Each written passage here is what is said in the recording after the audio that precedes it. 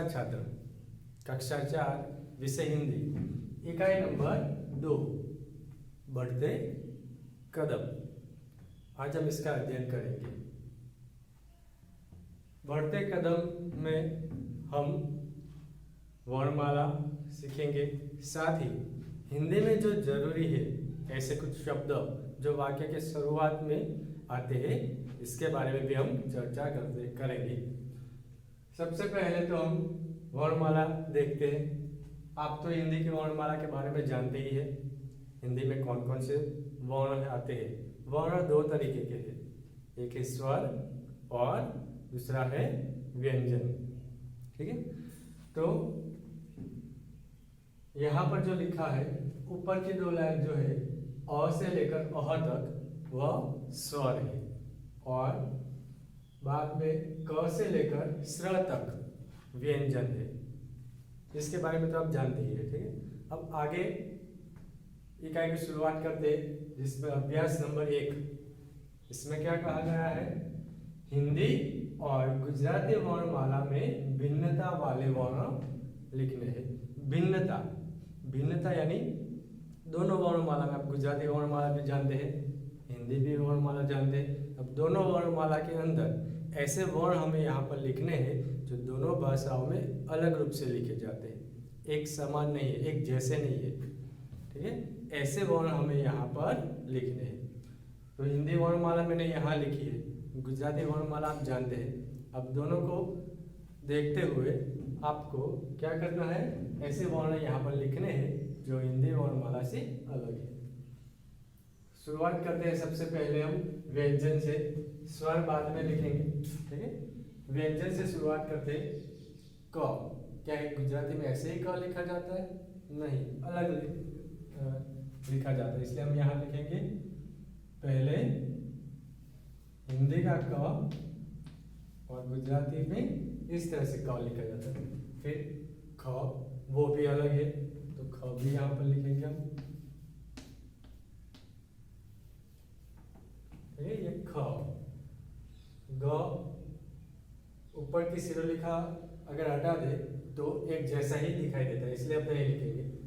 घ वो भी एक जैसा ही है, अंग वो भी एक जैसा है, च वो अलग है, गुजराती से अलग है, इसलिए हम यहाँ पर लिखेंगे च। छ वो भी एक जैसा ही है, ज वो अलग है, इसलिए हम यहाँ लिखेंगे ज। इसके बाद ज वो भी अलग है,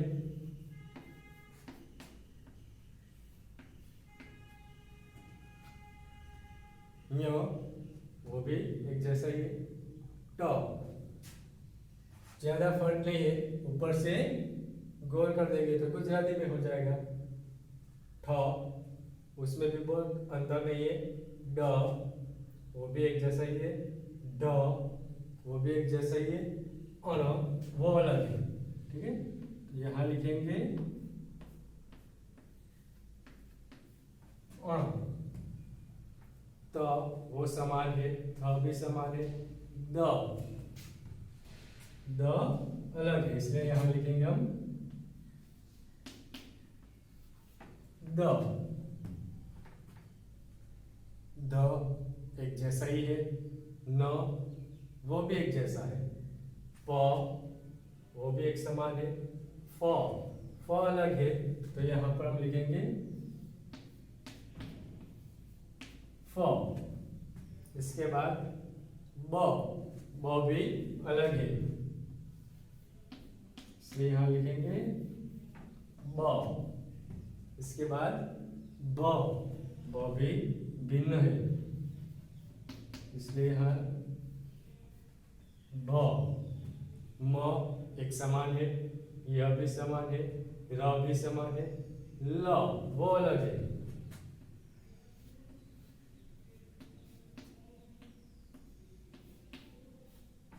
ल व एक समान, श श स ह क्ष त्र ज्ञ स्र। बाकी के जो वर्ण है वह हिंदी वर्णमाला हो चाहे गुजराती वर्णमाला एक जैसे ही दिखाई देते हैं। हाँ, हिंदी में ऊपर शिरोरेखा होती है, जबकि गुजराती में ऊपर शिरोरेखा नहीं होती। बस यही फर्क है, बाकी तो देखने में तो एक जैसे ही है, इसलिए हम इसे भिन्नता वाले वर्णों में नहीं लिखेंगे। तो इतने व्यंजन हुए जो हिंदी वर्णमाला और गुजराती वर्णमाला दोनों वर्णमाला में अलग रूप से, भिन्न रूप से लिखे जाते हैं। तो अगर व्यंजन के बारे में पूछा जाए तो आपको इतने व्यंजन याद रखने हैं जो हिंदी और गुजराती वर्णमाला में अलग रूप से लिखे जाते हैं। अब स्वर की बात करते हैं। तो स्वर में देखेंगे तो ज़्यादातर सभी स्वर ऐसे हैं जो गुजराती वर्णमाला और हिंदी वर्णमाला दोनों वर्णमाला में अलग रूप से लिखे जाते हैं, इसलिए सभी स्वर कहाँ पर आएंगे? भिन्नता वाले वर्णों में। हम यहाँ पर लिख देते हैं अ, गुजराती में अ, आ, तो गुजराती में आ ऐसे लिखा जाता है। ई, छोटी ए, तो यहाँ पर छोटी, बड़ी बड़ी, ऊ, छोटा ऊ, बड़ा ऊ, रू, रू एक समान ही लिखा जाता है, इसलिए हम यहाँ पर नहीं लिखेंगे, ठीक है। इसके बाद आगे ये स्वर हुए इतने, आगे का स्वर इसमें आपको खास ध्यान देना है। ए गुजराती में हम कैसे लिखते हैं? अ है, अ के ऊपर एक मात्रा लगा देते हैं तो क्या बन जाता है? ए बन जाता है। तो आप सोचेंगे कि हिंदी में भी अ है, इसके ऊपर एक मात्रा लगाएंगे तो ए बन जाएगा, लेकिन ऐसा नहीं है। गुजराती में अ से ए बनेगा, लेकिन हिंदी में जो अ है उसका ए नहीं बनता, क्योंकि हिंदी में ए स्वर के लिए स्वतंत्र वर्ण दिया है। ये जो है ये हिंदी का ए है, इसके ऊपर एक मात्रा लगाकर ए कभी मत बनाना, ठीक है, वो गलत होगा। तो हिंदी में ए इस तरह से लिखा जाता है, जबकि गुजराती में ऐसे लिखा जाता है ए। इसके बाद ऐ, अगर यहाँ पर एक मात्रा है तो ऐ, गुजराती में आएगा अ के ऊपर दो मात्रा ऐ। इसके बाद क्या आता है? ओ आता है, अ को काना मात्रा ओ,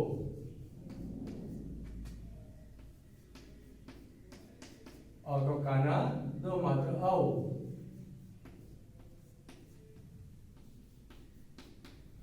अम और अह। तो ये इस प्रकार से यहाँ पर जो स्वर है जो हमने यहाँ पर लिखे हैं वो हिंदी और गुजराती दोनों वर्णमालाओं में अलग रूप से लिखे जाते हैं। तो यहाँ पर जितने भी वर्ण हमने लिखे हैं वो कैसे वर्ण हैं? हिंदी और गुजराती वर्णमाला में अलग रूप से लिखे जाने वाले वर्ण। अगर आपको पूछा जाए कि हिंदी और गुजराती वर्णमाला में भिन्नता वाले वर्ण लिखिए, तो आप कौन से वर्ण लिखेंगे? ये जो हमने यहाँ पर लिखे हैं ये सभी वर्ण आप लिखेंगे, ठीक है। अगर ऐसा पूछा जाए कि हिंदी और गुजराती वर्णमाला में समान रूप से लिखे जाने वाले वर्ण लिखिए, तो कौन से वर्ण आएंगे? यहाँ जो लिखे हैं इसके अलावा जो बाकी बचे वो सभी समान रूप से लिखे जाने वाले वर्ण आते हैं, ठीक है। तो यहाँ पर अभ्यास 1 में हिंदी और गुजराती वर्णमाला के अंदर जो वर्णों में भिन्नता है उसके बारे में चर्चा हमने की। आप भी इसे पढ़कर लिखकर तैयार कर लीजिए, ठीक है।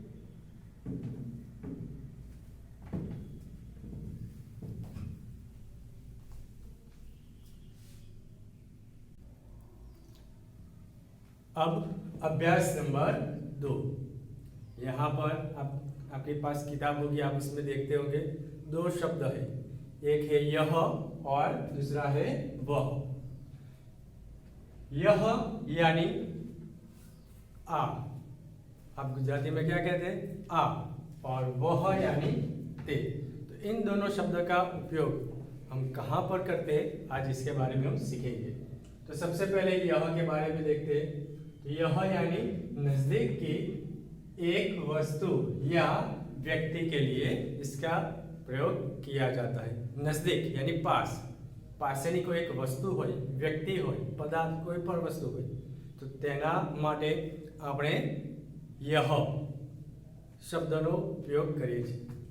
तो यह का उपयोग हम कब करते हैं? नजदीक, आपके पास हो, दूर नहीं, पास हो, और कैसे? एक ही वस्तु होनी चाहिए, ठीक है। अब उसी प्रकार वह, दूर की एक वस्तु या व्यक्ति के लिए इसका प्रयोग हम करते हैं। दूर की, जैसे ये नजदीक की थी, पास की थी, वैसे ये कैसे? वह का प्रयोग दूर की, दूर होनी चाहिए लेकिन वह भी एक ही, अगर एक से ज्यादा है तो वह का प्रयोग हम नहीं कर सकते। वह यानी इसके लिए गुजराती में है ते, हम बोलते हैं ना ते जाए छे, तो हिंदी में क्या कहेंगे? वह जा रहा है। वैसे आप गुजराती में बोलते आ मारी चौपड़ी छे, हिंदी में इसे कैसे बोलेंगे? आ यानी यह, मारी એટલે मेरी, चौपड़ी किताब, है छे यानी है। इसके कुछ उदाहरण देखते हैं। यह आपकी किताब में दिया है, यह पतंग है। यह यानी आ, पतंग का पतंग ही होगा, है यानी छे, आ पतंग छे। आ पतंग है वह नजदीक है, एक ही पतंग है, इसलिए यहाँ पर यह का प्रयोग किया है। उसी प्रकार वह में देखिए, वह पतंग है। वह यानी ते, पतंग का पतंग, और है यानी छे, ते पतंग छे। वह का प्रयोग कब करेंगे? अगर पतंग दूर है तो, दूर होगी तभी हम वह का प्रयोग कर सकते हैं। यहाँ पर पतंग दूर है इसलिए वह का प्रयोग किया, और यहाँ पर पतंग है वह नजदीक है, पास है, इसलिए यह का प्रयोग किया। दूसरा उदाहरण है, यह पुस्तक है। अगर मेरे पास है तो मैं कहूँगा यह पुस्तक है, यानी आ चौपड़ी छे। लेकिन अगर मान लीजिए ये मेरे पास नहीं है, कहीं दूर है, तो मैं कहूँगा वह पुस्तक है। वह पुस्तक है यानी ते चौपड़ी छे। अगर नजदीक है तो यह, दूर है तो वह, ठीक है। अब आगे का उदाहरण देखते हैं। यह घोड़ा है। अगर आपके पास है तो आप क्या कहेंगे? यह घोड़ा है। आप घोड़े के एकदम नजदीक खड़े हैं तो घोड़े को बताकर आप कहेंगे कि यह घोड़ा है, यानी आ घोड़ो छे। अगर मान लीजिए घोड़ा आपके पास नहीं है, दूर है, तो आप क्या कहेंगे? वह घोड़ा है। वह यानी ते, घोड़ा है। तो इस तरह से यहाँ पर अभ्यास नंबर 2 के अंदर क्या कहा है? यह और वह दो शब्दों के बारे में बताया है। दोनों का उपयोग आप हिंदी में करते होंगे, ठीक है, पहले भी आपने किया होगा, लेकिन इसका क्या उपयोग है, कब इसका उपयोग करना चाहिए आपको पता नहीं होगा, ठीक है। तो अब याद रखना, यह का प्रयोग नजदीक की एक वस्तु के लिए करेंगे और वह का प्रयोग दूर की एक वस्तु के लिए। यहाँ पर दोनों स्थानों पर एक बात खास आपको याद रखनी है, यह और वह का प्रयोग तभी आप कर सकते हैं जब जो वस्तु हो या व्यक्ति हो कोई एक ही हो, एक से ज्यादा नहीं, यानी एक वचन में हो, एक यानी एक वचन में हो, तभी हम यह या वह का प्रयोग कर सकते हैं। अब इसी प्रकार ऐसे उदाहरण बना सकते हैं, जैसे कि मान लीजिए मेरे पास ये क्या है? कलम। अगर पास है तो मैं वाक्य बनाऊंगा, यह कलम है, आ पेन छे। यह कलम है, इसका उदाहरण बनाया। अब मान लीजिए कलम यानी पेन दूर है, तो वह कलम है। वह कलम है, ते पेन छे। इस तरह से आप भी कई सारे उदाहरण बना सकते हैं, और भी कई सारे, जैसे कि मान लीजिए आपके पास फूल है तो आप कहेंगे यह फूल है। और फूल दूर है तो वह फूल है। तो इस तरह से आप अन्य उदाहरण भी बना सकते हैं। तो आज हमने यहाँ पर अभ्यास 2 में यह और वह के बारे में सीखा। अब आप इसे ध्यान से पढ़िए और तैयार कीजिए। धन्यवाद।